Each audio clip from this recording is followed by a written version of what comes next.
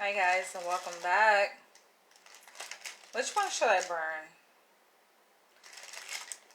This one. This one smells good. Look me all over. Nude. I think I'm gonna do this one. Nude type. Who knows? I may end up having to burn both.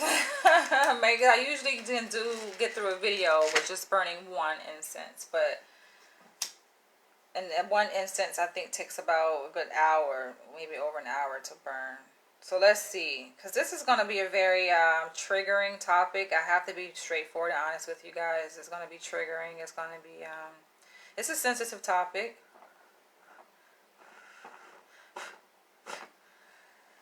Doesn't want to go out. The fire needs to burn. This is symbolic here. To the title of this video. Are black women to blame for single parent households? Some people may comment on this video without even watching it, right? Just based on the title, and they get triggered. They have a visceral reaction to the words that they see and the meaning of those words, especially the narrative that is surrounding single parent and black women, just black women alone.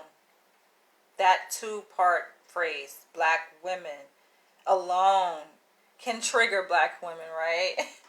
Have you ever noticed, like, you make a video or you make a post? I gotta, like, make sure my AC is perfect for this video because it's gonna get hot up in here. But have you ever noticed, like, if you mention black women or even black men, people, they don't even have to read and really decode and interpret what the post really means. Before they can even do that, they automatically have this visceral reaction. They get triggered. And through that, you can tell where people's trauma lies, right? Where people's triggers lie, and how people respond to these types of triggering topics. It reveals a lot about that person. What is trauma?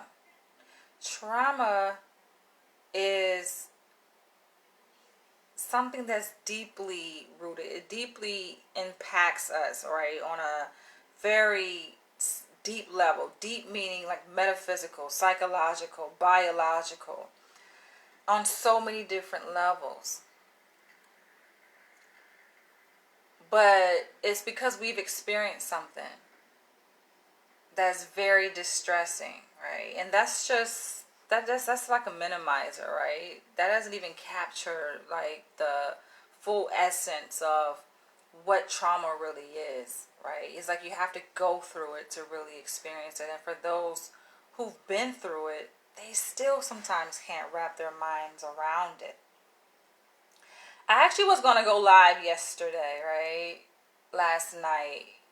But I decided to hold off.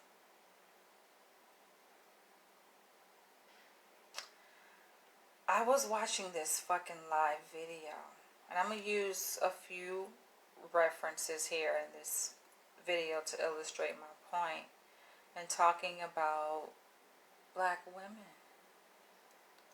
Because it's very easy to point the finger at black men. We even blame the white man too, right? Not to say that they don't play a role in our dysfunction, right? In our trauma, in our experience, and the way we show up in our lives, right? It's all interconnected. But we can point the finger at the black man. We can point the finger at the white man, the system. But when do we ever take the time to look at ourselves as black women? When do we do that? And looking at ourselves, or shall I say, and not looking at ourselves rather, it's almost like you avoid seeing into yourself. You miss something. To not look at oneself maybe there's a reason why you don't want to look at yourself. Because in looking at yourself, it can be very painful to really see yourself. This video is just going to be a reflection, right? I'm reflecting to the world, specifically to black women and also black men who will see this. What is happening within the black woman? What is the psyche of a black woman? There's a lot happening within black women that is often suppressed, repressed, pushed under the rug. We've gotten so used to that. I'm going to take my time with this video. We've gotten so used to just pushing things under the rug as if it's going to make it go away. And it doesn't. The problems just grow bigger. We've gotten so used to not looking at ourselves, seeing every aspect of who we are, right? We may look in the mirror and see the external part, and many black women aren't even satisfied with that. They're not happy. That's why you see them changing their external appearance in a way that doesn't resemble their natural beauty. Doesn't show their natural beauty, right? Black women wear masks. But I'm talking about looking deep within. I'm not talking about seeing yourself in the external, but really seeing yourself, the deep parts of who you are. Black women shy away from that. To ask the question, because this is not the first time I've made a video such as this. I've made other videos, and in fact, this is my passion, right? To reach back to the black community, to give back, to care, to attend to my own community, first and foremost. I know you guys have seen recent videos on me talking about alternative sexual lifestyles, and of course, that's one of my interests, my passions. That's not my only passion, though. My first passion is my own race, my own people. And especially being a black woman myself, I can speak from personal experience and personal reference when I'm talking about the black woman, because I am a black woman.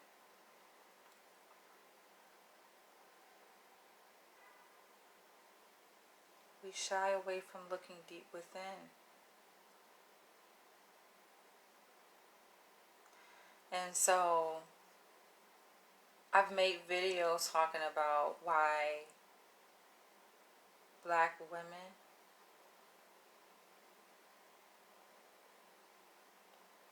play a role, and how they play a role in the hatred that adult black men feel. They've held for so long. They carried this hate for so long, right? Because it started in childhood and being raised by a black, bitter, angry, disgruntled mother. And they grow up and they hate black women. These black men hate black women. I've made a video on that. Here I am coming back talking about black women, and I know that people become very defensive, right? Defending against what, though? Against seeing yourself? Against a reflection of yourself? You don't want to see yourself. Or at least see yourself in this light, right? But it's yourself, though. It's what lies within yourself. And it's not to say all black women, but a good portion of black women do suffer from years of trauma, of baggage. We have to pause. We get so caught up in the hustle and bustle of life, working, getting to the bag, going around parading ourselves as if we're queens, we're flawless. We're flawless in our own right, right? But masking really what's on the inside, because there's so many issues impacting the black family, the black community. And until we slow down, and we must slow down, this is the reason why I had to make this video, because I saw a video, a live video, and this is playing out in real life. Not to say this is the first time I've seen it play out. I work in mental health. I've seen it numerous times, and I will give an example, another example of a black woman, another black woman. I'm going to talk about black women clearly here in this video. But I'm going to give another example of a black woman that I was working with in therapy. So the video that I saw last night was of a black woman. Same age as me. I think we're the same age. In her late 30s. A comedian. A Facebook personality. A social media sensation. And she has 4 children. 3 younger children. And 1 older. Older, he's a teenager. He's like pretty much on his way out of high school. Her older child is gay. He's gay. And what I saw last night on that live video, and some of you guys probably know what I'm talking about. I will not mention names here. But what I saw and what many other people saw is so disheartening, so heavy, so sad, but so real. And the funny thing, as part of her name, she has real, right? I'm not going to say anymore, but she has real in her name. And I'm watching this play out, right? I was listening to music, I think. And I saw that she went live. And given that she's a comedian, I like to tune into her because she's funny, right? But it wasn't anything funny about what I saw last night. It wasn't a laughing matter. In fact, it was a tragedy. But it was a representation of what black women are dealing with. And it gives us insight to this whole issue of single parent households. Why are there so many single parent households, single black women raising their children by themselves? Black women are holding a lot of pain. Black families are holding a lot of pain. And so when I click on the live video, just hear yelling from the bottom of her soul, like belching out fucking bursts of anger, yelling. And I'm like, what's happening? And the setting is she's at her business, her place of business. And she has a warehouse and she sells all these different trinkets and things that people go to her website to buy. And so she's packaging things up, and she has her older son there. She has all of her children there, younger children there, her older son there, and she's making them work. She's putting them to work, right? Nothing wrong with work necessarily, right? But it's how things unfolded in that video where she was yelling. She was going off. And the thing I know about trauma response, right, and people who specialize in treating people who have trauma, who suffer from trauma, not that trauma is uncommon.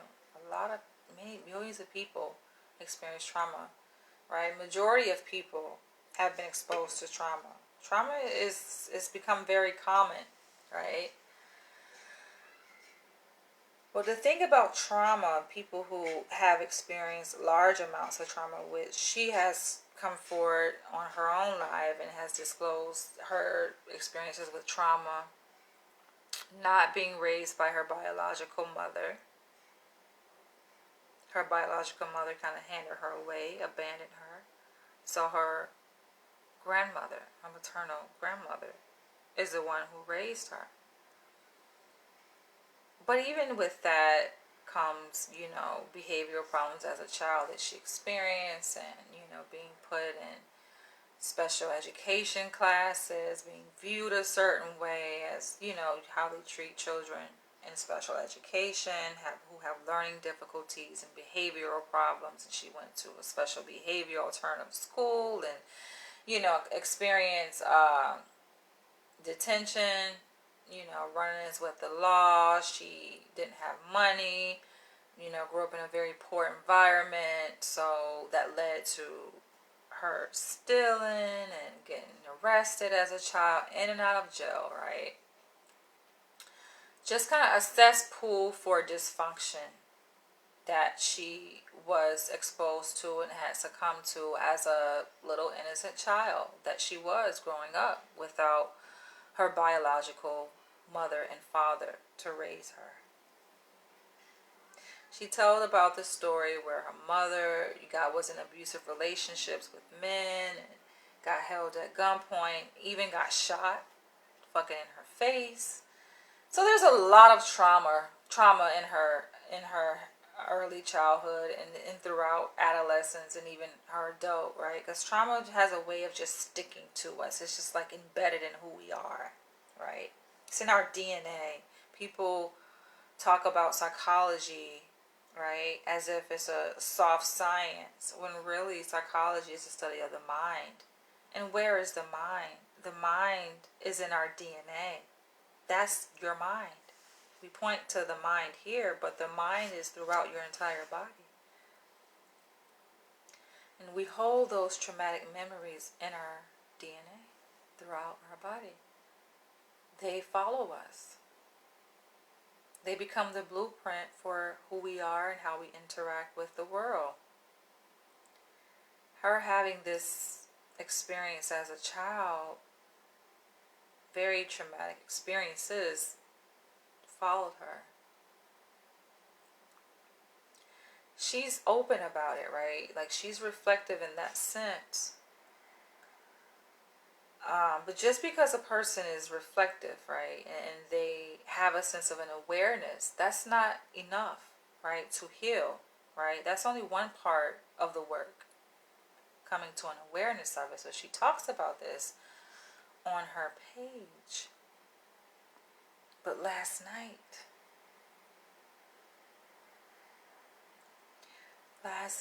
was a volcanic eruption of all of the pain that she is holding on the inside.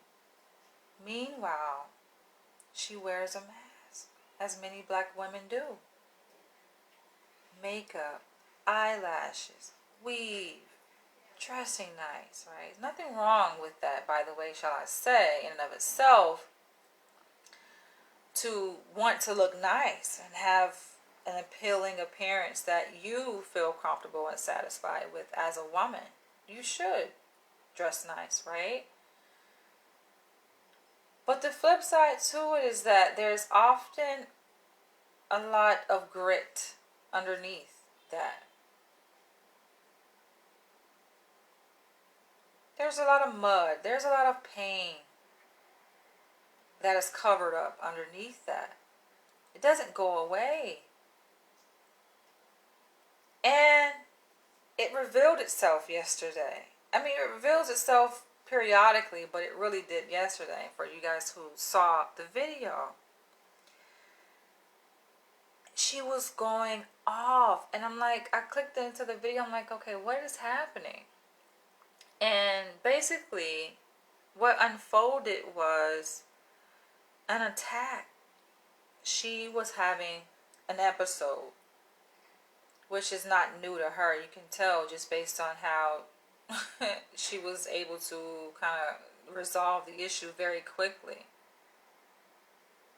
it didn't take her long to calm down necessarily, in a sense, because she's used to this cycle, these episodes that she has, right? People who experience trauma oftentimes have these psychotic breaks. They get triggered, and it can be the smallest thing that can trigger an episode in a person who has experienced an overwhelmingly amount of trauma in their life.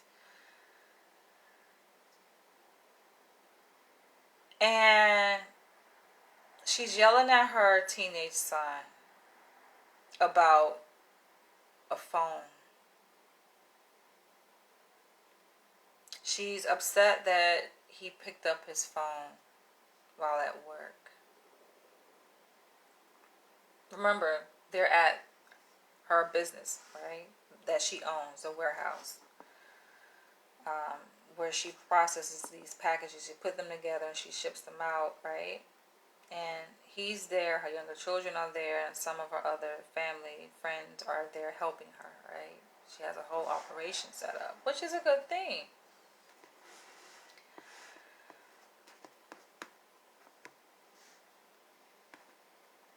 But she's going off on him. Put down, she's yelling at the top of her lungs. Put down the phone. And you can just see that it was going to escalate. I just saw it going to escalate because she wasn't able to regulate her emotions. And she's live the entire time. Like, we're able to see this, right? So when she got up during that first live I was on, she got up and she was, checking her son all in his face, right? Her friend came around and turned the live off, had enough sense to turn it off, right? But that wasn't enough for her because she is a social media influencer, and social media influencer, they do this for a living, right? She makes a good living from it, given that she has shown how much she makes from Facebook. Just like with YouTube, you can monetize your videos on Facebook and get paid. Get paid for your content by adding advertisements to your videos. And so she has done that, and she has shown how much she makes from Facebook, and is, over six figures. I think it was something like 120K. I'm like, kind of impressive, right? She makes content to make people laugh. And the thing about comedians is that, a lot of people know this, is that they speak from their personal experience, and a lot of times what drives their humor is their own experience, right? They have a way, a very unique way, and a very special eye to kind of reframe even the darkest of situations, right? And to bring light to it, to make it funny. That's her skill. I admire her for that. That's the reason why I watch her. But it doesn't erase the pain that is often there. And if you're not careful, you can continue to perpetuate those cycles, right? And that's what is happening. But her life is just a reflection. It's an example, but it's just a reflection of what a lot of black women are facing, right? So she's there and she's yelling at him. And because her friend recognized that, okay, this is not for social media, after this woman had gotten up and she's confronting her son and she's putting him in his place because she feels that it's wrong that he's on his cell phone and he should be working, which he was, because she had been live the entire day, which I went back and saw that other videos where she was like recording them working. They're just working, right? It's kind of ironic that she's telling him to put down his phone. Meanwhile, she's on her phone the entire time working, right? But he's also working. You can see in earlier videos that she made, the kid was working, right? And so he probably took a break, which he mentioned, like, why are you mad at me, Mom? Like, we're on break. So she's very controlling. And the thing about people who are overbearing, right? Parents who are overbearing, especially we're talking about black parents, controlling. It's a reason. It's something that's driving that overbearingness, right? And that like exertion or overexertion of control towards their children, because they oftentimes feel a lack of, right? of control, and they felt that growing up. So they have to kind of alchemize that feeling of disempowerment or lack of control by taking control over people in their environment. Oftentimes they don't feel in control of themselves, basically, right? And you can see this playing out. And her friend ends alive, but then she goes back live. I'm like, oh my God, she's back, right? So I join her next live, and she's like, oh, we're good. Everything is good. But it's not good. It continues. The fucking fiasco continues, and she's still going at it. But she's like explaining to people now. She feels like obligated to tell her audience what just happened. Why did the live just end abruptly, right? As if she owes us an explanation, which she doesn't. The world an explanation, but she doesn't, right? And so it escalates because her son feels a certain kind of way. He feels kind of betrayed by his mother, who is on live kind of spilling his personal business. And meanwhile, him being a teenager who was on his way out of high school, he has his own following. He has his own reputation to protect, his own image, right? And she does this often, like just turning the camera around and just showing the world like their business, right? Black people do this. It's just everyone's business of what our business is, right? And he had the courage to stand up, and I'm like, yes, I love it when black children do this, right? And I know it may seem like, oh, you are being a rebel, right? You're rebelling. You are being disobedient. No.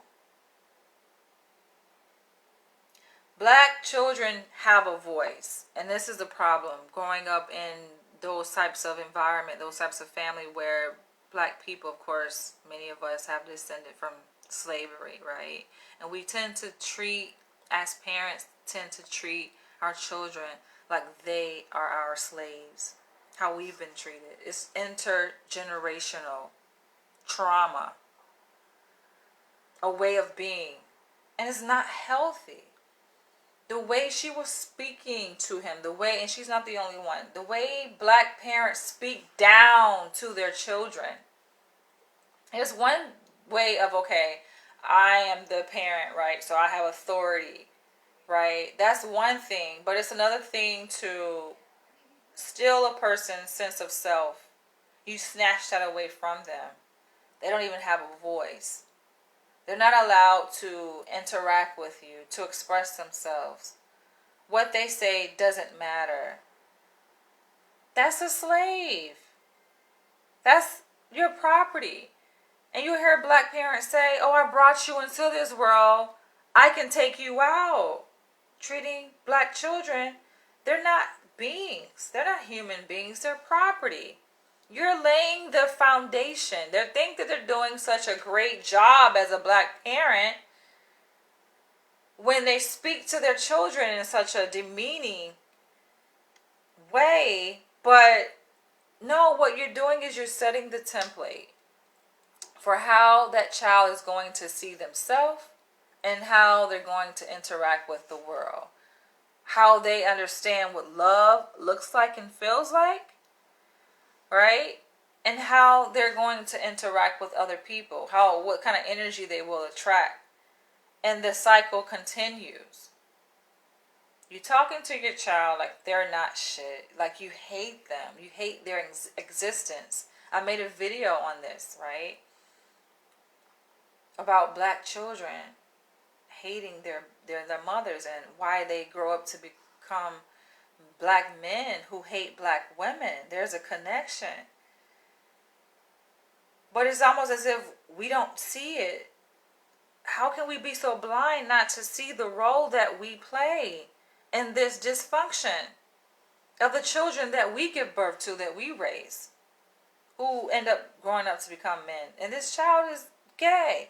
Now, I am of the belief that homosexuality is not just as simple as people being born gay. I think people can have a natural biological tendency, right, where their DNA expresses itself in a certain way. That kind of is different than our typical heterosexual norm.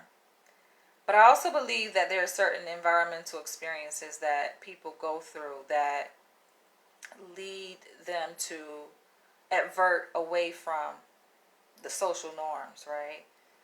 And I think much of how this child is presenting in the world stems from how he was raised by his black mother. See, when we're talking about homosexuality, people like to link it to biological influences, right? And not to undermine biology, because I think it's an interplay between both biology and psychology, right? In terms of our experiences that we have in the world, there's an interplay between both. And I think it's unfortunate because you can see it, people like myself who look deeply into people and behavior. It's like you can definitely see his aversion towards women. It's all over his face. And then you watch his mom and study his mom. Because when I look at these videos, I'm looking at it through a certain kind of lens, right? Analytical lens. And I've looked at his mom, his videos. Yes, her videos are entertaining and funny. But I'm looking at it and I'm studying her. And I'm just like, it makes sense why he would have that aversion towards female women, right? Because look at his mom.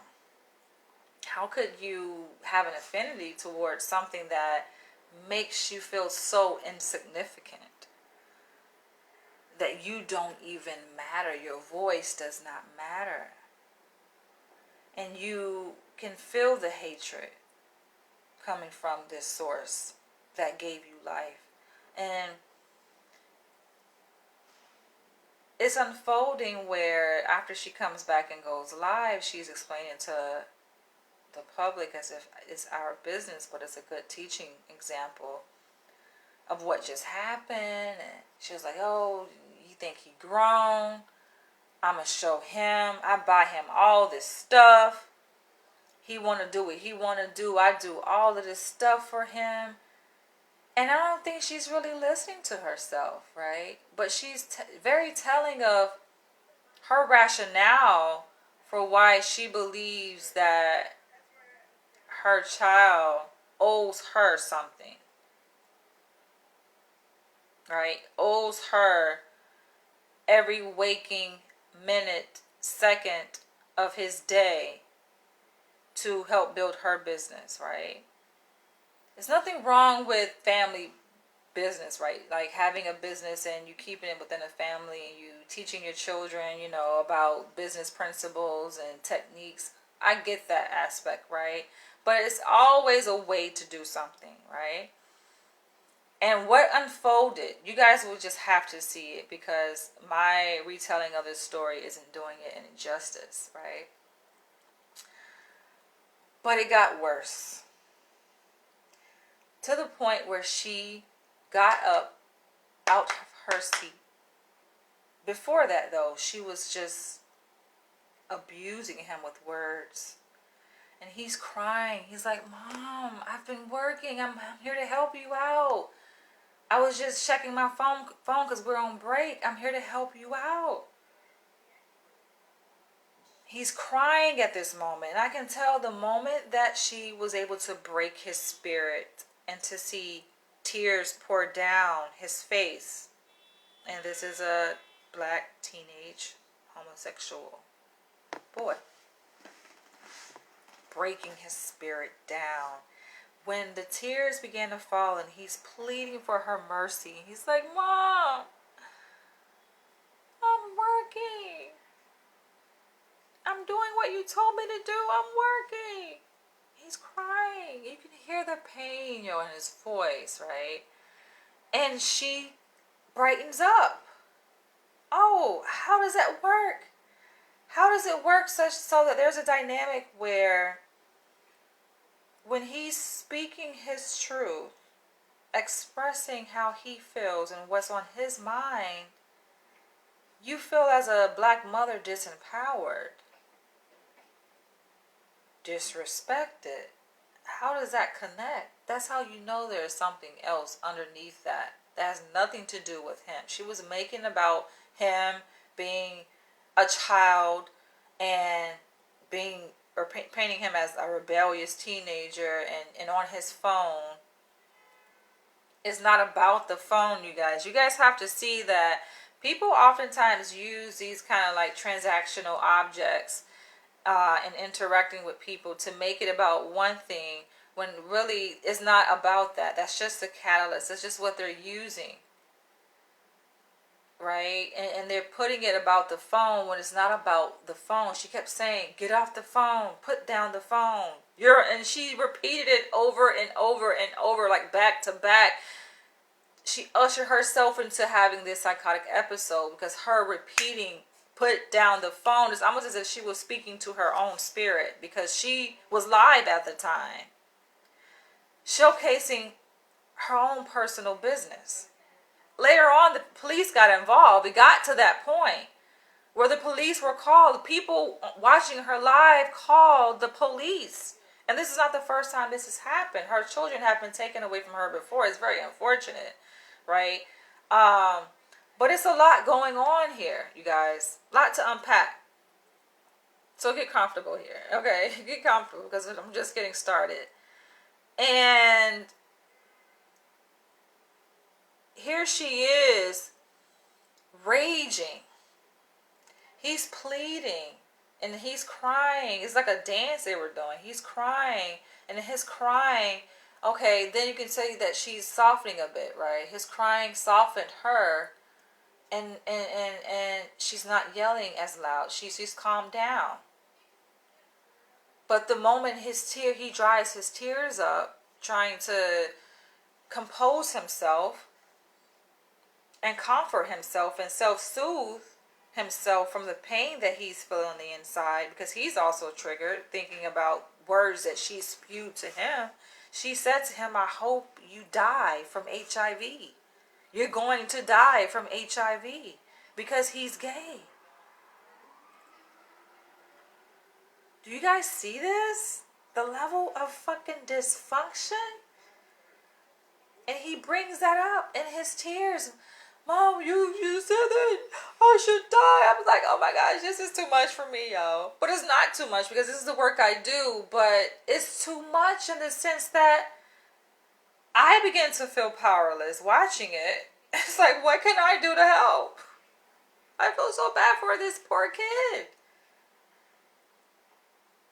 I feel bad for her too, because she's also in pain. But I feel really, my compassion went out to the kid, yo. Because there's so many children who grew up in dysfunctional households like that, with a very abusive mother, black mother. So I shared my comments, I shared my sentiments on her video, and people are defending her. And it makes sense. I see why people would defend her as a black woman, because they have children, and they're just doing to their children and identifying with her what has been done to them as black children growing up. People accept abuse as the norm. This is not okay. There's one thing to discipline a child, but there's a way to cross that line and it becomes abuse. You know, it's tearing this child down. It's not helpful to their development, their psychological development, their physical development, their overall well-being is not healthy. And you see how it's playing out. And then when they grow up, and you're like, oh, see, I told you so. You didn't tell someone so. You made them that way. So they think that, oh, they somehow prophesied in a way you kind of did. You spoke a spell and you treated them in such a way that they had no other option to grow up and to confirm your bias, your perception of who they are because you made them that way. Oh, I told you you weren't gonna be she. You've been listening to me. Your life would have been better. But I told you. No, you made this person. You created this. It was an innocent child. Even though I even told my friend that we were talking about baggage, right, in relationships, and I like even unborn babies have baggage, and I meant to say that to say we carry this biological baggage, just like in our DNA. Fucking is part of our fabric of who we are, unfortunately, right? But thinking of a child as an innocent being, right? And then a mother is responsible for nurturing that child and raising that child, and whatever that child grows up to be often is a reflection of the mother. And I know people will say, well, no, because children have their own sense of autonomy and individuality, but a lot of families, they don't. And that's what I saw play out. This child does not have a voice, as many black children don't. They're not allowed to express themselves, to say what they think, what they feel. It's like what they feel and think does not matter. And you can see how it impacts their self-esteem. And for once, he has never done this. He admitted, like, this is the first time I stood up. I've never done this. This is the first time this child is standing up. And I felt like it was my energy on that live, yo. I'm like, please stand up. And I was like commenting saying, it's wrong of her to do that. And she's bragging about having the ability to beat his ass. He's 17 years old. I'll beat your ass. And that. She's threatening him, right? And he's just like, Mom, that's unfair. And you're alive and you're showing our business. Like, can you hang it up? And it took me back. Like I said, I made a video about this, right? Why black men grow up and they hate black women. And I told a story about a kid. I was on a train and this poor kid was just the object of this verbal abuse, verbal and emotional abuse from his mother. And she just kept hashing on him. Oh, you don't take out the trash. You don't take... And they're on the train. They're not even home. So why are they having a conversation about fucking trash?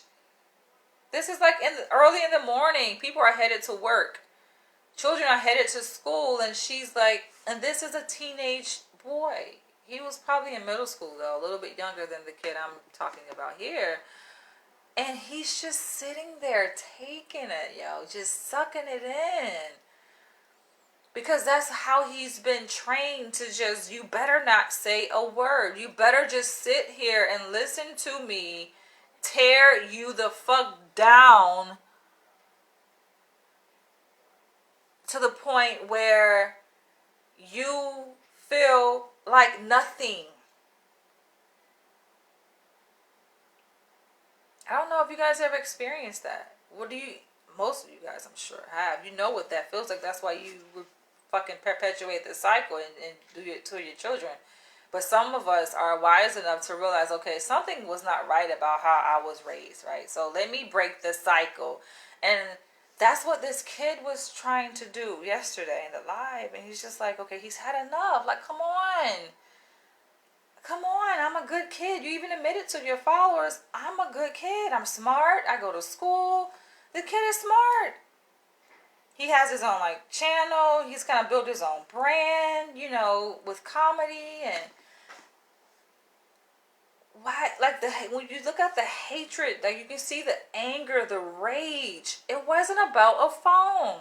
And earlier he was saying that she was mad. It started because of fork. She asked him to bring a fork because she had just gotten some food, dinner or for takeout or whatever, and brought it back to her place of business. And something about a fork. All this over a fork? And then it evolves to, okay, she saw him on his phone and put down what is going on?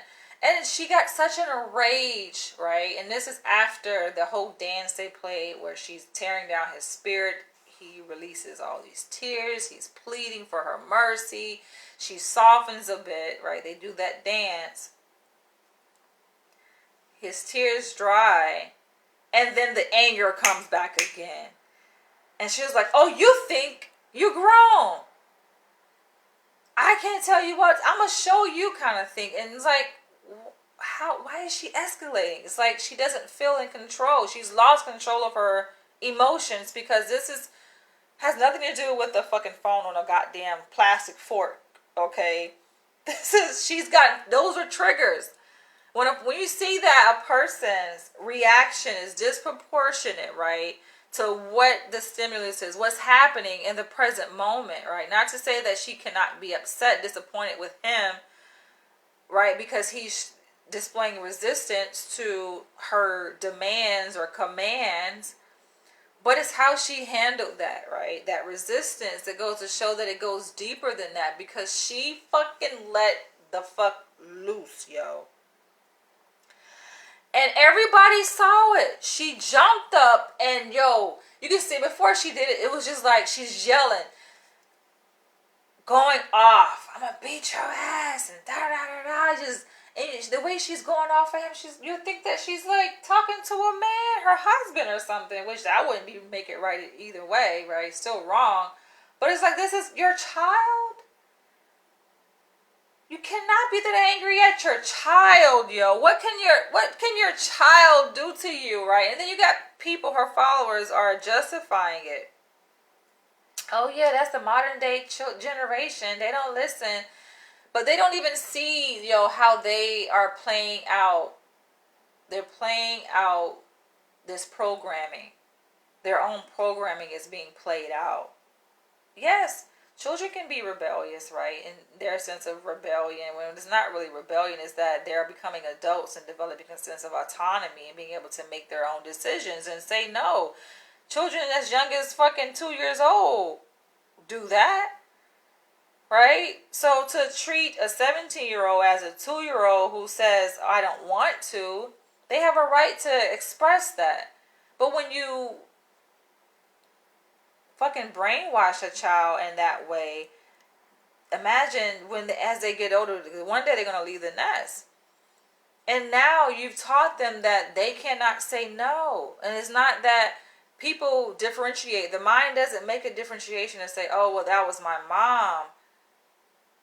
I can't say no to her, but I can say no to... That's not how the mind works. You teach people who they are. Parents teach children who they are. Who they are is going to manifest itself in a certain way in the world. If you want your child to be an assertive child, to stand up for themselves, to know who they are, then you have to teach them as such and how you relate to them. You are the first teacher. You are the first person that they have interaction with in this world. You have to be the one to teach them that.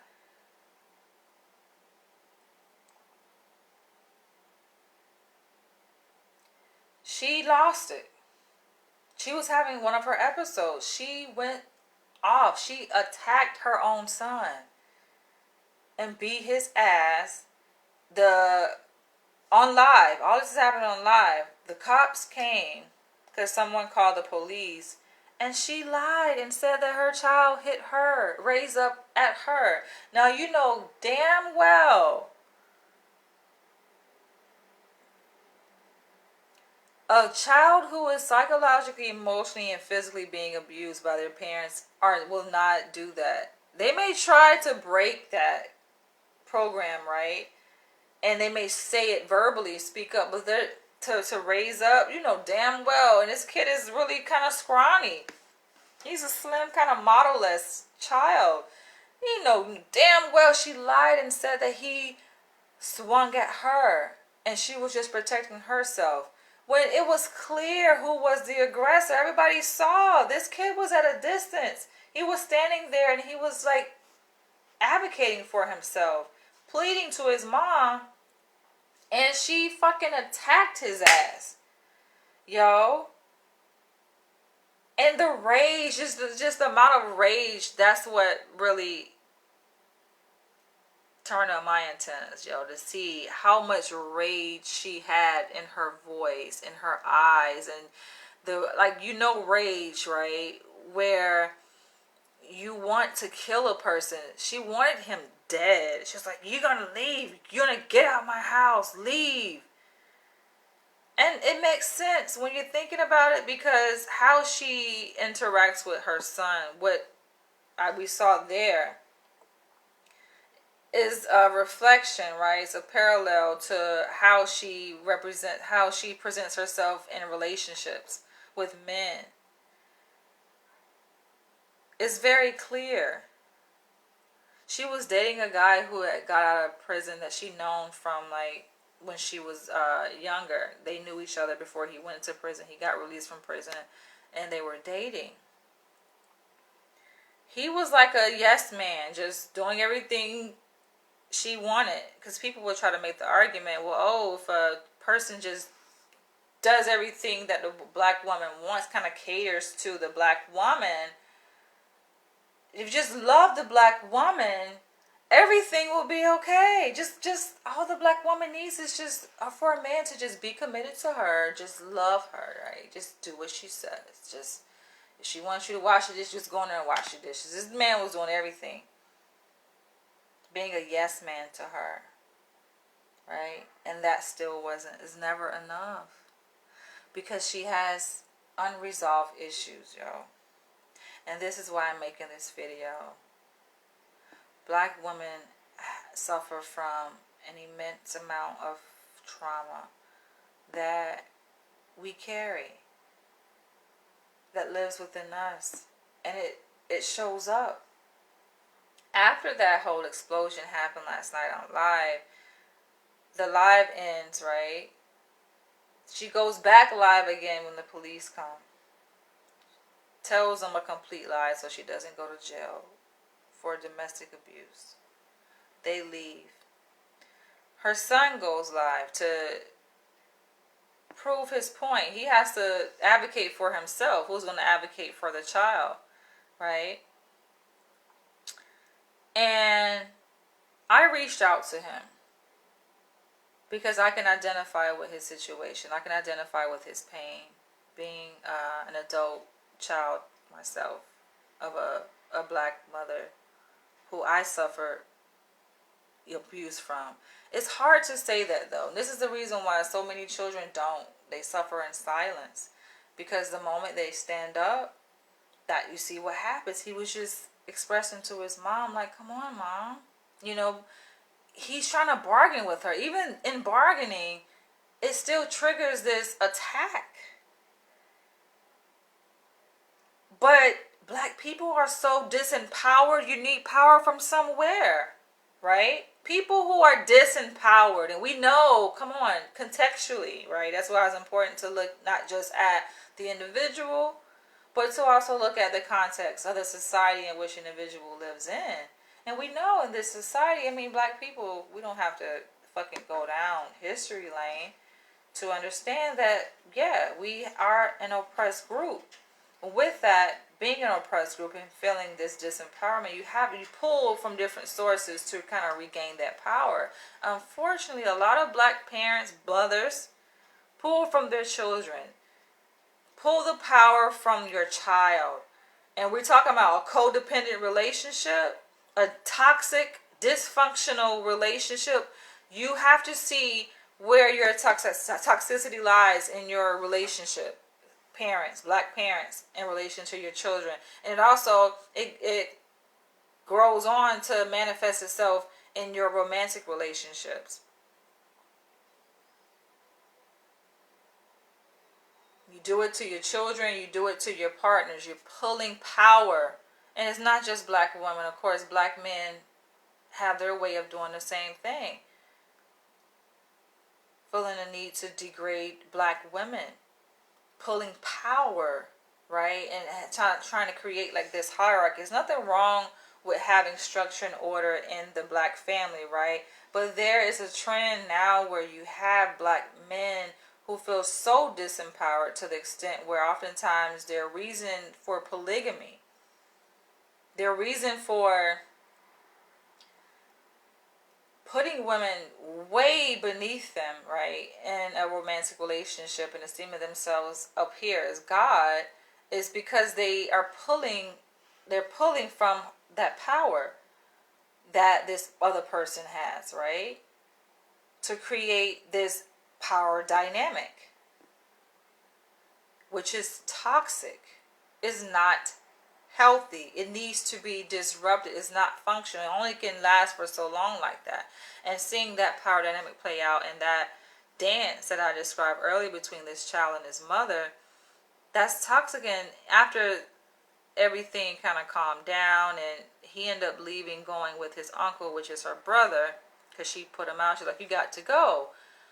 She never apologized. She never looked within herself to see what's wrong. She did mention, oh, we're going to church tomorrow, telling her younger children they were going to go to church today. So that's kind of an indication that, okay, she realized her own guilt. Something is wrong. Right? And people were suggesting on the line that, okay, you should go to therapy. Right? She was getting defensive. I don't need to go to therapy. Y'all need to go to therapy. When y'all go to therapy, then I'll go to therapy. That was her response, right? I can get it. That can sound like an attack when people are telling you, oh, you need to go to therapy. Something is wrong with you. You need help, right? And then she go on to say, well, I've been to therapy. Of course, being a child in foster care and being in all of these programs as a child, considering her mom abandoned her, she has had her fair share of therapy, right? And she's like, oh, therapy doesn't work. But therapy only works when you work, right? And it doesn't work like that, though. We are so used to this microwave fucking society where you expect things so quick. That's not how therapy works, right? Granted, a tragic experience, a traumatic experience can happen in the blink of an eye. And then it can set the trajectory of how you are, who you are as a person, and how you manifest yourself in the world. That can all happen in a split second. But it takes years to undo that damage, yo. We're talking about a deeply distressing experience, such as a traumatic experience. Deeply in a sense that it's deeply rooted in who you are. It's like it's grown roots so fast in who you are when you experience trauma. Especially perpetual trauma that is consistent over time, which many black adult children have.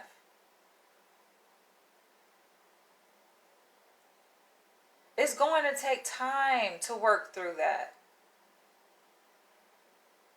The issue with therapy, and this is where I'm going to speak from personal experience and talking about a client that I work with. People expect to go to therapy and they think things will just get better. And they get frustrated. I get it. You get frustrated when things are just the same. To go to see a therapist for 1 hour a week. That's why it really should be. That's why people who really see the value of therapy, which is often white people, right? Or who have the money to afford it because therapy is a luxury. They don't just do 1 hour. Especially when they really want to get down in the gritty, right, and do the work. They go 3 hours a week. We're talking about 3 days or 4 days consecutively a week. It's an investment because they realize the importance. Just as much as you log on to social media and you need your fix, right? And how many hours do you spend on social media a day getting your fix? But then you want to only go to therapy for 6 sessions. 6 weeks and like, oh, I'm done. I can't take it anymore. I'm done. How much do you invest in your own well-being, your own health? You have to understand the value of therapy to appreciate it, to really benefit from it. And many people don't. Many people go because they've been mandated to go, right? By the court, something happened, which is most likely true for her, where she was put in therapy. So of course, if you're forced to go, mandated by the court, you know, because you stole something from the store because you're poor and you're living in this harsh environment, right? It's going to shape how you see therapy if someone is forcing you to do it versus you going voluntarily. I notice that difference between clients who are mandated, because I work with mandated therapy clients, you know, who are mandated to go for domestic violence, for substance abuse, run-ins with the law, basically. And they see therapy different than people who go voluntarily, and also people who go involuntarily because their family member told them to go, right? Experience therapy much different, and they have a high attrition rate. Like, they drop out, they don't stay. And in working with a clients who have trauma, the trauma is very tricky, yo. Trauma is a very delicate thing to work with in therapy. Because it has become so deeply rooted in who you are, right? And it has kind of disturbed the natural way that you should be as a human being, right? It's disrupted that process developmentally, right? Psychologically and developmentally, in the sense that certain milestones, right, that you should have arrived at based on your developmental age, you become arrested, right? Arrested development, kind of retarded in a sense, right? Or disabled.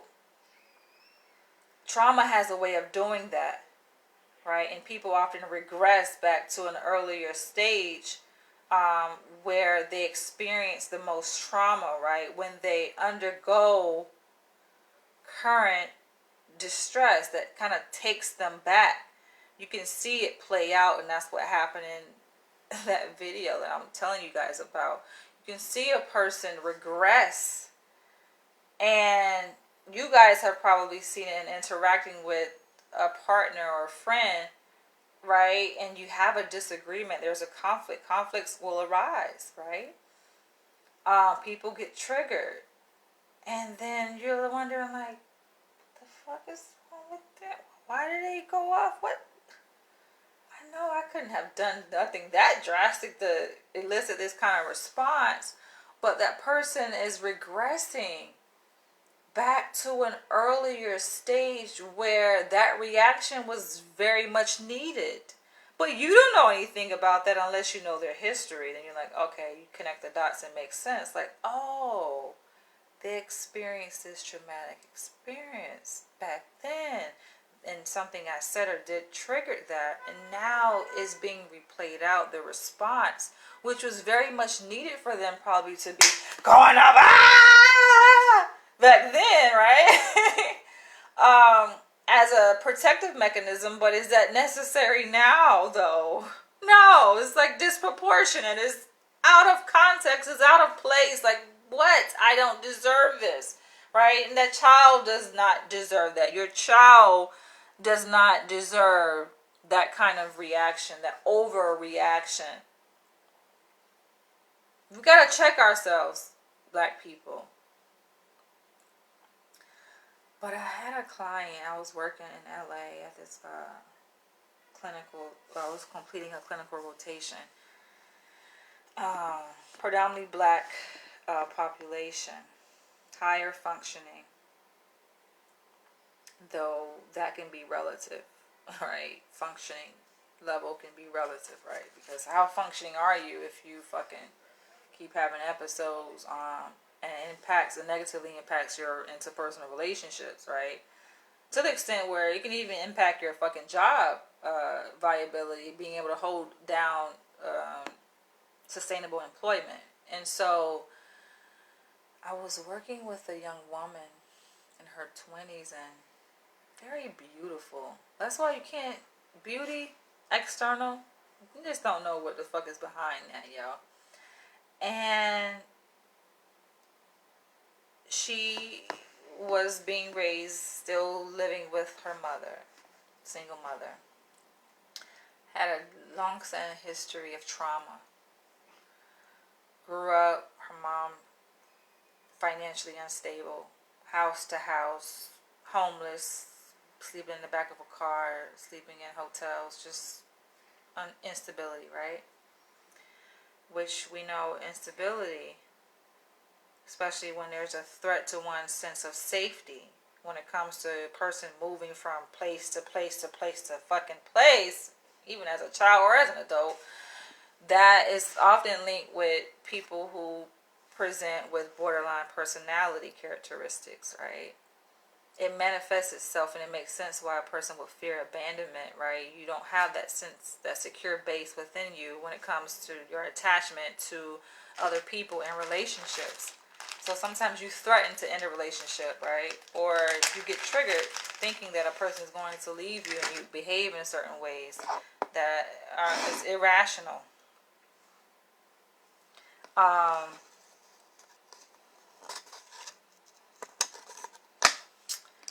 And so this young girl had grew up with that type of background, right? The instability, poor, and mom just struggling.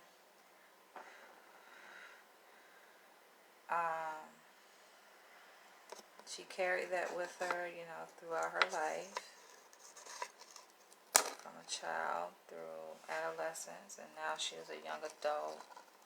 She's telling me her story, giving me her background on what's, her story is, and I'm listening to her. And then she tells me a recent story. Being in LA, this was in Inglewood area. Inglewood is, the hood, right?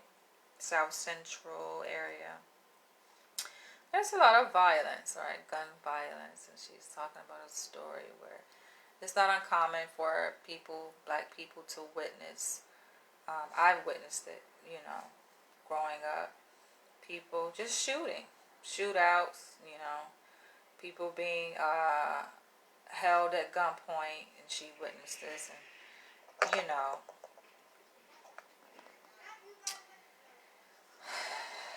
I got the sense there was some tension between her and her mom. We uncovered that because she's talking about wanting to move out, and especially being a young woman, right? It's like, you reach a certain age, it's time to move out, You're still living with your mom, though, so that can be fucking stressful. And in talking about her mom, though, because we talk about different things, right, in therapy, and you can get a sense of, okay, what is the most troublesome for a person? You can tell just by their physiological response and how they talk about it. Sometimes clients try to hide it, right? But you can see the palpitations. You can see, the increase in heartbeat, the chest rising faster, and the sweat, and, dilated pupils. You can tell these physiological responses, like how a situation, an experience, is impacting a person, and how they're still being, how they're still dealing with it, right? If they're still kind of struggling with it. Some clients try to hide it, but you can just tell by those nonverbals. And for her, it was apparent, right? And talking about her relationship with her mom, there was something there. And it kind of escalated. It grew where, she didn't have the emotional regulation to contain it. We were working on that, teaching her. But it's difficult. It's difficult to work on that when you have issues relating to people, right? And this is how you can tell, like, people have issues relating to people because they have an issue relating to you, and sometimes they don't make eye contact. When they're in front of you, they have difficulty making eye contact. She made very little eye contact. And I know there are different ways to interpret eye contact, right? I can be making a video and you guys say, well, you don't make much eye contact, right? But I do. I'll come back and I'll meet with you guys. But that's one thing, right? But it's another thing when you're in front of a person and they rarely ever, if ever, at all, make any eye contact. And I know sometimes people break eye contact. They're thinking, right? I do that. I'm talking to you guys. I'm recollecting memories from a story, so I'm thinking, right? That's one thing. It's important to distinguish between that, or when a person is really kind of disassociating themselves and they're detached, right, from kind of humanity and this interpersonal present experience that is supposed to be happening. And I got that sense. And so, yeah, it's difficult to kind of teach like that emotional regulation when a person is already detached, because they already are presenting with an issue that they don't trust people.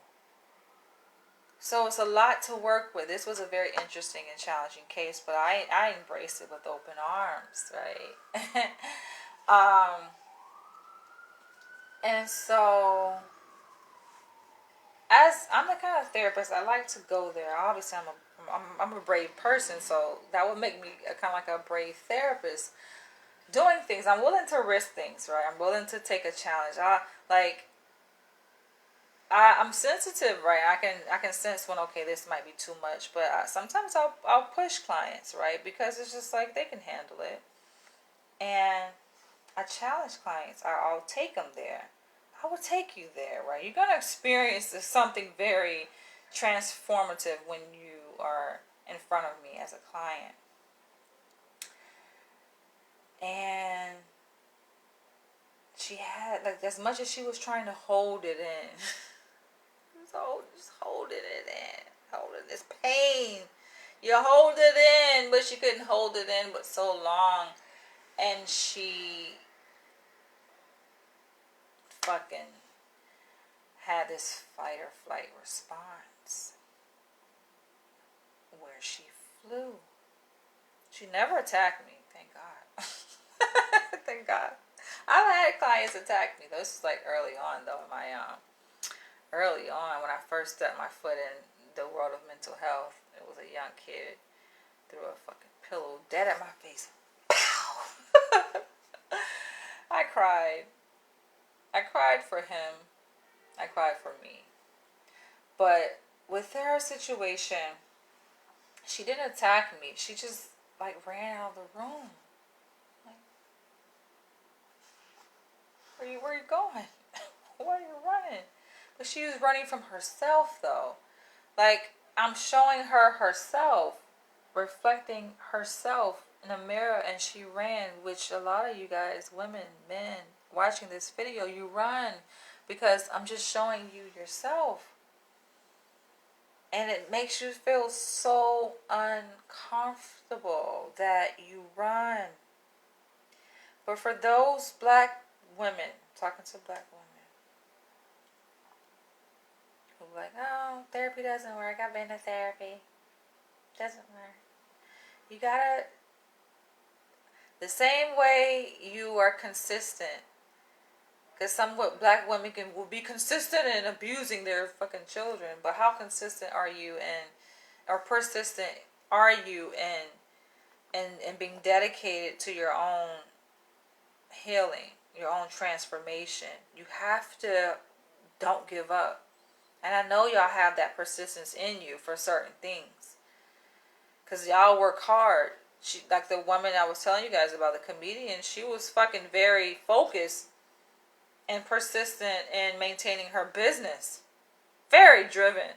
And I can tell why. It makes sense. She's financially successful. But what is success? If you only have it in that one area, but your relationships are suffering, right? She's very driven. Like, come on, we gotta get these packages out. No, she got a whole fucking setup. Big ass fucking warehouse. All these goddamn on inventory, right? People, orders still coming in, right? She got a high fucking volume of orders. She's very persistent. You're so persistent with that, but can you devote that amount of persistence to repairing relationships, repairing yourself first? Because when you repair yourself, then your relationships will fall in place, right? Your relationships will be repaired.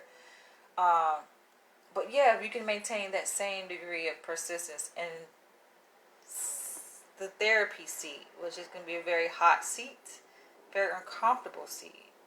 You notice, like I noticed this, when clients come in, they flop down, they're very comfortable on the couch, they find their place.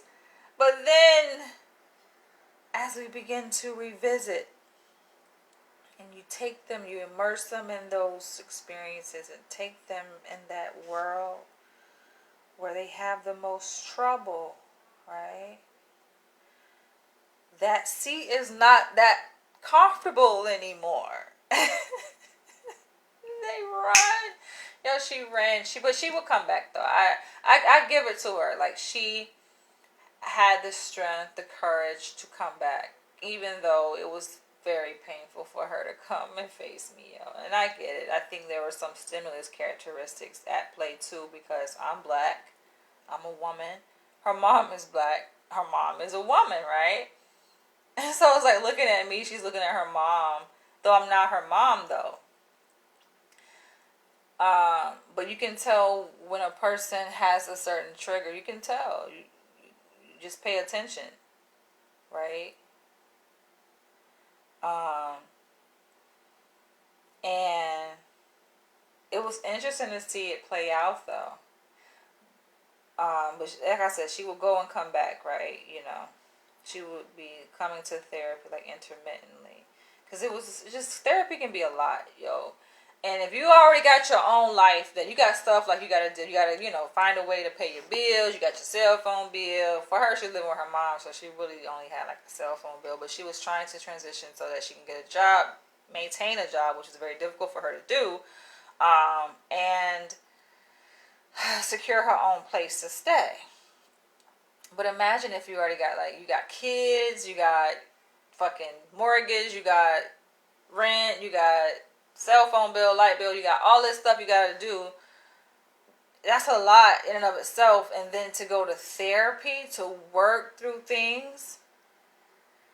Therapy is a process. You feel, when you in front of a good therapist, you work with a good therapist, you feel the change, yo. And it's not easy, because your life, your whole DNA is changing, right? Your psychology is changing. And now you have to find a new way of adapting, right? You're used to adapting to life and living life a certain way. You've already adapted, right? And you're very comfortable in this way of being. And it's working for you, whether it's dysfunctional or not. It's still working for you, right? And now you're changing in such a way where now you have to find a new way to function, right? Because you're in therapy is one thing, and what you're learning in therapy and the process which is happening in therapy, yeah, that translates over though. And you leave that office and you have to go out and live your life, and you've left therapy feeling maybe a bit disoriented. You maybe feel let down. Not that the therapist made you feel that way. It's just in bringing up certain things you were taking back to this experience, this world, this state of mind, right? Especially when you're talking about uncovering trauma. You have these kind of open wounds, and you have a swarm of emotions. You feel inadequate. You feel just incapable. You feel depressed. You feel anxious. You feel angry. All of these freaking feelings. That's why a lot of people don't want to go to therapy, because they feel like, listen, this shit is opening me up. I have open wounds. Is making me feel very vulnerable. I don't feel powerful, right? And you need power, confidence to thrive in this crazy world we live in. You need, especially as a single black mother raising 4 children, right? You need power and strength. And if you're in therapy and you feel like, oh my gosh, I'm broken down, that can be a harsh reality. So it may seem easier for you to avoid therapy, which it is in a way. It's easier for you to avoid therapy and just to deal with things how you've been dealing with things, right? In a very dysfunctional way, when you're harming people, you're severing relationships every single day, on and off, right? You're perpetuating these generational curses. The trauma is just getting deepened, right? by your own unhealed wounds. That's easier for you to continue life on that way than it is for you to take a pause for an hour a week or 2 hours a week, 3 hours a week, and to really look at yourself and to uncover. Because through that process of uncovering, you're gonna feel uncomfortable. That's how you know it's working. That's how you know therapy is working. If you go to a therapist and you just feel, oh, I'm so great, I feel like I can conquer the world, that therapist is just rubbing your ego. And that can be a part of therapy, right? I do that. Massaging the client's ego, right? And you're empowering them. You feel so great, right? But if that's the case, then why would you need therapy? Why would you need therapy? If your therapist is just so-called making you, no one really can make you feel great necessarily, right? Make you happy or make you depressed. But in your experience and that interaction that you're having with your therapist, you leave the office and you're feeling, oh, so great. Unless you're sophisticated in your way of processing that experience, though you felt sweaty hands, right? You were sweating under your armpits and the seat was kind of moist, right? You felt this kind of metaphysical experience happening within you, but you're sophisticated and mature enough to process that in a way that is beneficial to know that you are growing, right? And through that interpretation that you make on that experience, you say, oh, I know that I must be moving in the right direction. So then you leave feeling empowered and great and yes, I'm ready for my next session. But very few people, especially those who have experienced significant degrees of trauma, will leave their therapist's office feeling like that, right? And so I think for clients who are self-aware and are mature and they're ready for therapy, because there's different stages of readiness for therapy, right? Different stages of readiness. And you can tell clients who are ready, like, all right, this is boring, because they're over it. They're over the facade of you massaging their ego and telling them what they want to hear. Some people want to do the work. They're like, come on, bring it, right? And then some people are not quite ready. They ain't ready, right? But they're in it. And, that client I had back in LA, I will never forget her because, like I said, she was somewhat committed to the process, but it got overwhelming for her. And so, in the beginning, she would come and we would talk and we would, relate and laugh and, she'd talk about her dreams, and I like to kind of nurture a sense of confidence and empowerment within a client in the beginning phases, right? Building rapport. So they have that foundation. They know it's safe, because it's going to get to a point where you're probably not going to feel safe, and you're not going to feel safe because you're traveling down this road, this psychological memory bank, right? Where these emotions attached to trauma are beginning to surface. And it's almost like you're reliving the trauma in a way, but to heal from it, you kind of got to go back down that road to kind of somewhat relive it, re-experience it in a safe place, so that you can restructure that.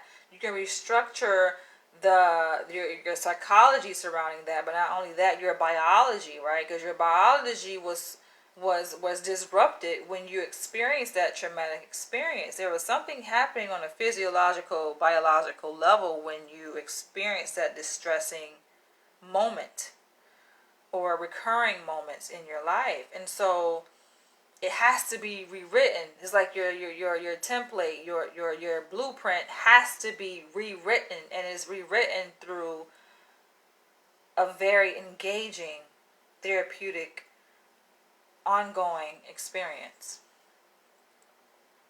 She came back and we went a little bit deeper. And she would, and I let clients take control. I don't make them feel in control. She ended session in tears, leave, come back, and leave session in tears. It was like and then it kind of progressively got like very intense. notes, alright? It kind of started off like, leaving happy, alright, see you next week. You know, we're just talking about life goals and, you know, external, you're beautiful, and, you know, just easy stuff. And then progressively challenging, you know, ushering her into that and leaving. I just noticed how she would leave in tears every time, progressively. And it got to a point where she was running out of the office. Literally, running. Couldn't take it. Ending session early. But she would still come back. And then it got to a point where I guess it was a straw. This was a straw. A person can only handle but so much. That's why group therapy is good. Group therapy, because you got like a sense of community and people can support, and you're not the only one having this transactional fucking deep metaphysical experience, right? This cathartic, scary, frightening transformation that's happening, right? Is other people that you can sit back and, you know, maybe it's not your turn today, maybe someone else's turn in the group and they're going through it. And then it comes around to you, you don't feel as like isolated or, you know, under attack, right? Because you realize, okay, this is the norm. This is what happens in therapy. And you get to see other people go through it, and those people become like your support. So group therapy can be effective in that way.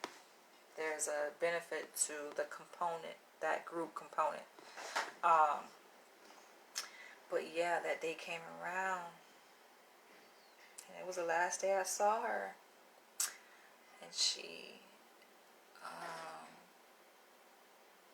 sat in therapy. We talked about 20 minutes maybe into the session. Tears. But she can run though. The other time she left the office, right? Her mom would be there with her, waiting on her. Sometimes in the lobby, sometimes in a car. But this time, she couldn't even make it out because her mom held her accountable. Before, her mom would be like, all right, come on, we're leaving, all right, session's over, we're leaving. And this is a woman in her 20s, right?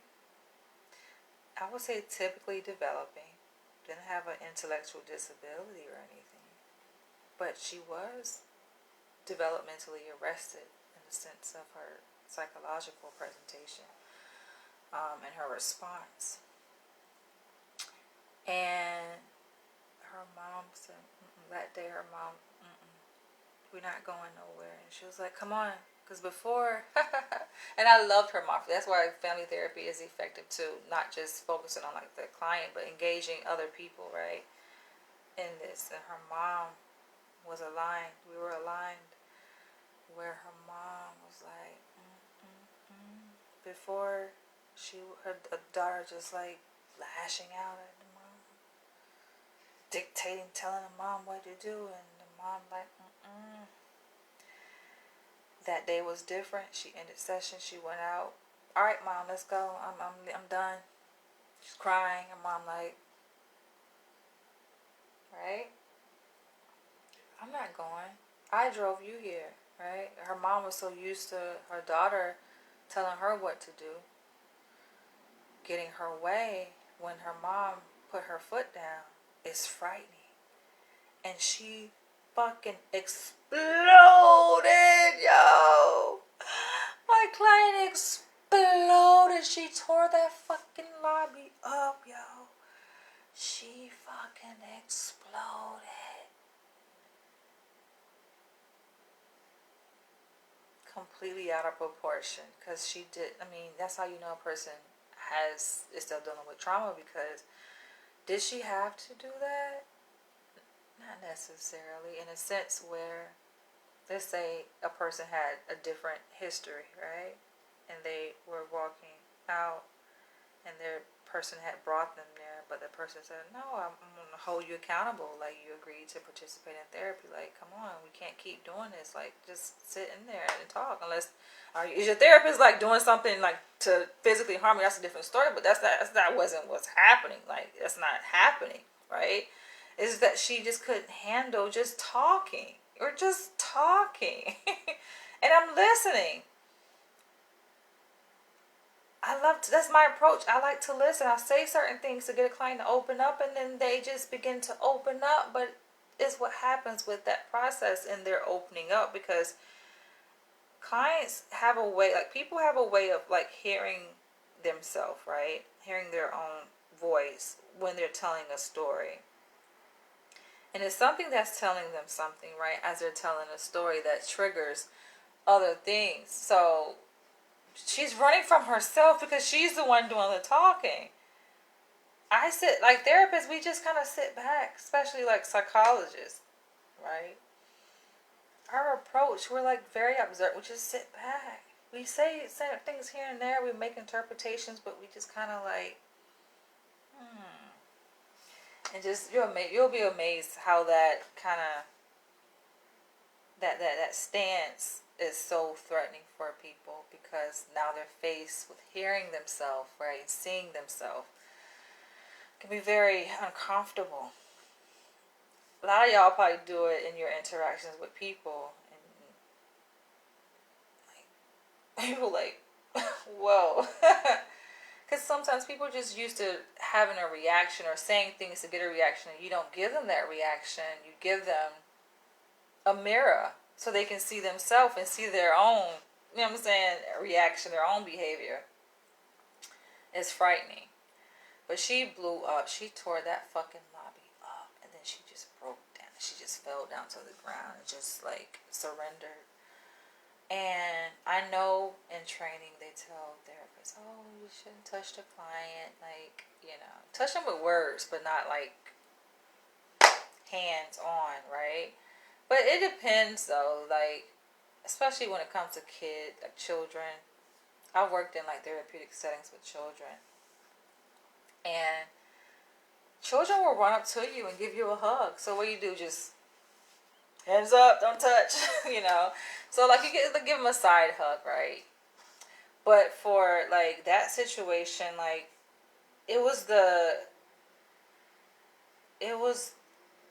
just me being centered in myself as a person, as a third wave psychodynamically oriented psychologist, that led me to just wrap my arms around her, and I rub her back, and I'm like comforting her, because she was it was so much pain. That lobby, it was so much pain, She was just screaming and crying, and then she just fell down. It was just so much pain there. I could not just stand there and watch. I had to join her, because I'm with you. I feel your pain. And I got down on the floor, and I rubbed her back, and I shed tears with her, and she saw me, and we looked at each other, and that was the last time we saw each other. She didn't come back, but maybe she got what she needed, because therapy has a way of working for people in different ways.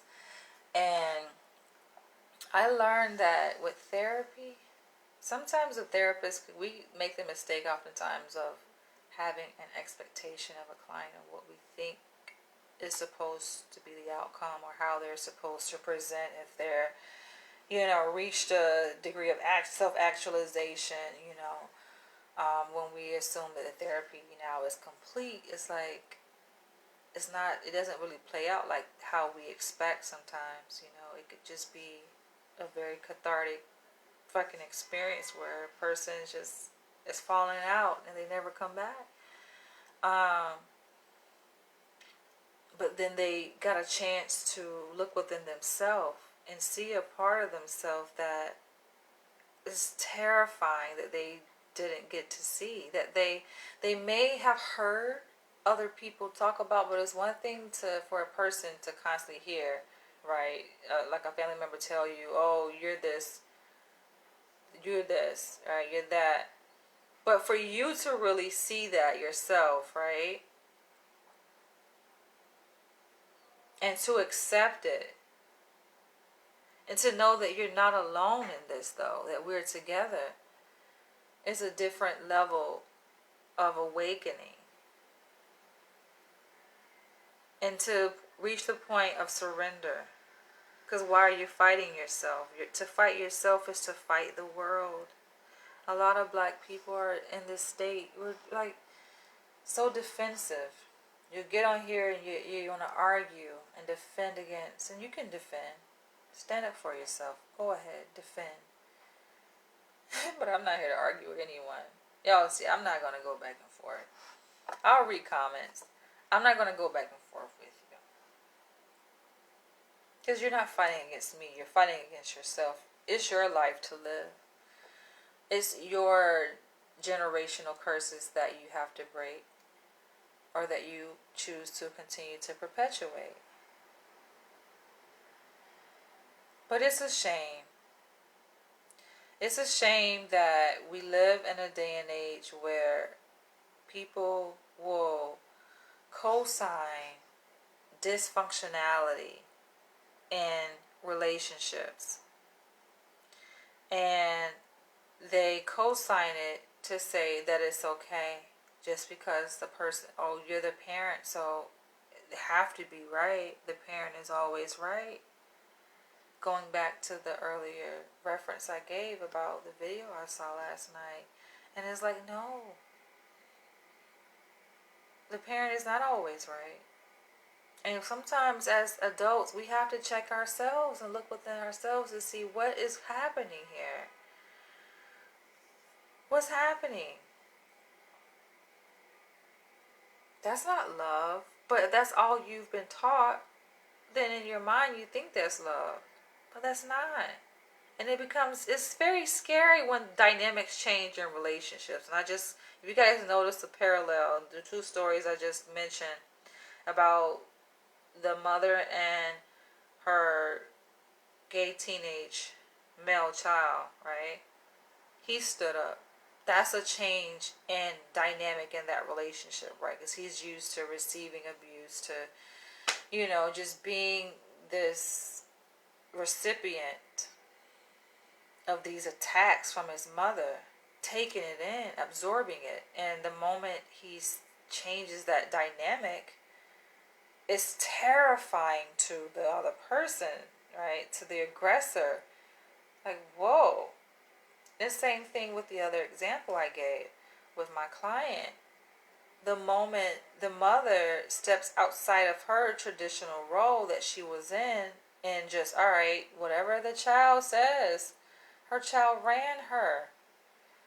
Literally, you can tell who is the victim, and you can tell who is the aggressor, who is the abuser. It's clear. It's so clear. You can easily, I know I can, pick up on power dynamics between people. You guys can tell.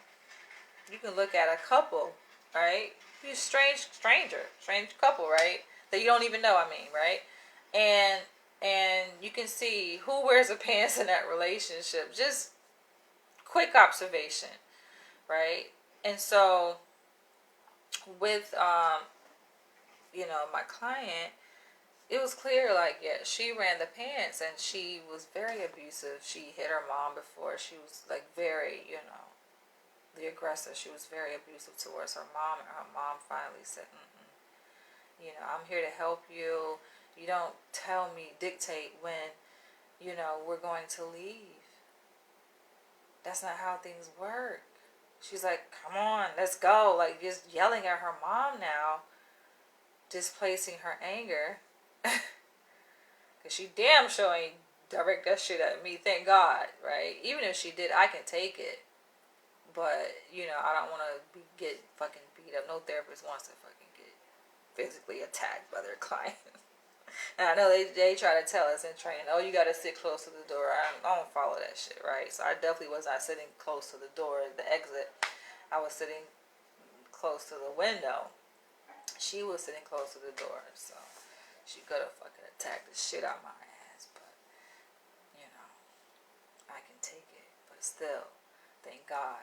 And so instead, that displaced anger went towards her mom out of the lobby. She's yelling, let's go, let's go. She was like, no, I'm going to leave, when I'm ready. Finally standing up, putting her foot down. And that is frightening, That's the scariest thing in a relationship dynamic when that shift happens. And from a collective perspective, right, and thinking about a shift happening in the Black community, is scary to change the way we have been behaving as Black people, Black men, Black women, adult Black children, young children. It can be scary, right, to do things different, because we've just used to doing things how we've been used to doing things. And we want to see change, though. It's not that we don't want change. We want it, but we don't want it, right? We don't want to do what it takes to get it, but we want to put that responsibility on other people, the white man, the system, to fix what the fuck is wrong in the Black family, in the Black household, when we can do it. Black women, this video is about Black women, though, because we carry with us so much fucking pain. The examples I gave in talking about my Black female client, she's a Black woman dealing with pain. We carry pain. The other example, the mother with the 4 children attacking her gay son. Rage, pain. Black women relate to men in the same way, just pain. And we deny it as if we're not crazy, we gotta admit, we got some fucking shit. Listen, I can be the first to admit. I know my family don't like this, but it's the truth. It's not about exposing family. It's about, taking a look at ourselves in the mirror and just being quite honest and frank, We want to go live. People want to showcase the good on social media and fake like, oh, everything is good. Look at my life. Look at my life. But nobody want to get on here and have some real discussions about the trauma that we experience and what we've experienced growing up.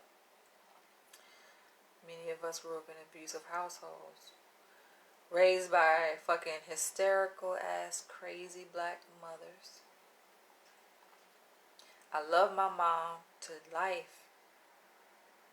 And my sister, she can attest to this off camera, though. My mama fucking crazy as shit. Wake up, just starting an argument out of nowhere. Like, that's how I can identify with that child. Identify with the child more so than that mother. Though I do have love and respect to the mother of those 4 children I was talking about. But I identify with that teen child because it's like, it ain't about the phone. My mom would start arguments with me, my sister, my dad. And it ain't about that. For a person to wake up, my mom would wake up, she would be the first person who woke up in the household. I'm going to say this story and I'm going to end this video. First person woke in the house. For early as fuck, like military time. Like, goddamn, you ain't got to be to work till like 9 o'clock or 7 o'clock. No, 7, I think she worked in the hospital. 7 o'clock. But she up like at 4. And this is in a city where it only takes 10 minutes to get to work, literally, Like, it's very small. And up earlier than a motherfucker. Arguing. Where is my comb? Everybody else sleep. But the thing about people who are disturbed, experience trauma, they disturb other people, It's just like my client. She's going to make sure that everybody else felt the pain that she was feeling. So everybody on that floor, and it's a big ass building, right? But on that floor, everybody felt her pain. You could not feel her pain. You had to feel it because she was loud, just bold, just tore that whole shit up, my nigga. Just like that lady last night. Just, you feel that fucking shit. The world feel it. So the thing about, yeah, disturbed people, they don't just deal with their own disturbance like quietly, like, and some do. Rare though. It's rare that black people turn their own disturbance internally and harm themselves. We got a lot, some black people, I would say anyway, that are cutters, right? They self-sabotage, they may turn to alcohol, drugs, or women cut. I had a roommate who was a cutter, so she kind of internalized her pain, kept it inside. She wasn't that kind of externally destructive in that way. Though she could be sometimes, though, but it kind of varied. But it's rare, though, that black people kind of turn to themselves in a way. Especially black women. We talking about black women here. A lot of us kind of externalize our pain. And so, yeah, externalizing that disturbance, and everybody feels it, right? And that's how my mom was, yo. Like, she just can't be disturbed or distressed by herself. Everybody got to be fucking distressed. She woke everybody up in the house 4 some o'clock in the morning, early as shit. This is like a regular occurrence over a goddamn comb. And she would wake me and my sister, come in the room, turn on the light, wake up, where's my comb? Like, we using her comb. We got our own separate rooms, our own separate combs. Waking other motherfuckers up for your shit, your distress. Because you are not patient to look for but it's not about the comb though. You gotta understand, like, people, we use these objects and things and make it out to be about a tire, or the trash not being taken out, as an example I gave earlier with the black mom on the train yelling at her teenage son. It's not about the fucking trash. Can y'all see that? Right? You gotta go beyond that. Nobody goes beyond that though, the object. Right? You just focus on that thing. And my mom would do this and wake us up, turn on the light, get up, wake up. Got us all jumping up. What? Where's my comb? Help her look for a comb. The comb right there on the goddamn dresser. Where it's always on it, right there. It's right there. Oh, okay. It's not about finding a goddamn comb. And just like in that video with the comedian, it wasn't about no damn him being on no phone. It wasn't about no fork. It's not about that. People are doing this for a cry for help, yo. That's what it's, a cry for help, and they disturb other people. They say hurt people, hurt other people, disturb people, disturb other people. But this can be interrupted. I'm going to end this video on this note to say that, yeah, many of us have suffered trauma growing up. It's not to say that you have to walk around with that. Like, awareness is the first step, but to go through healing, to love yourself enough to take a look at your own self in the mirror, look deeply at yourself, because as deep as that distress has impacted you on many different levels, is as deep as you got to go to expunge it, to extract it, to resurrect it, to get rid of it. But that's another video. On that note, I'm going to end this. You guys can feel free to share your comments below. I made this video to shed light and love. We have to come to a place where we're honest with ourselves as women. I don't have any children, but a lot of black women point fingers at black men for the reason why they are single, or the reason why they are raising children in a single parent household.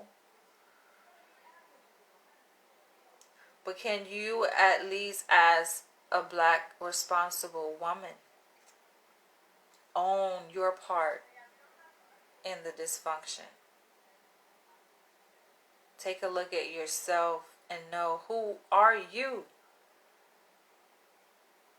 What has happened? What has transpired in your life to make you who you are as the black woman that you see? And own every part of it. Accept it. Because it happened. It is what it is, but know how it plays out. Know how it manifests itself in who you are as a woman and how you relate to other people, both men and women. and children, especially your own. Black people, we gotta get out of that narrative, thinking it's okay to abuse our children because that's how our mom did us, and we think, oh, we turned out all right. Because, oh, they need to be beaten, because if they're not, then the white man gonna just beat them, and they're gonna be sucked up by the system and thrown into jail if we don't beat them, thinking that that's the answer. No, it's not. That's just making children more rebellious, have more self-hatred, more low self-esteem. These are not good characteristics for raising a healthy child. Making them more aggressive. You're teaching them aggression. You're teaching them how to deal with conflict, frustration, by putting your hands on someone, by lashing out, by externalizing your pain, your frustration. That's no way of dealing with it. There's always a better way. Find the better way. Just because this is what has been done to you doesn't mean that you should be doing it to your children. Or just because you grew up in a household witnessing this doesn't mean that that's how you're supposed to do to your partner. We got to stop this cycle. I'm about to end this video. I'm going to catch you guys in the next one. Feel free to share your comments below. I do love each and every one of you guys. I'm speaking from love. We got to know how to love each other and got to do better. On that note, I'll catch you guys later. Love you guys. Bye.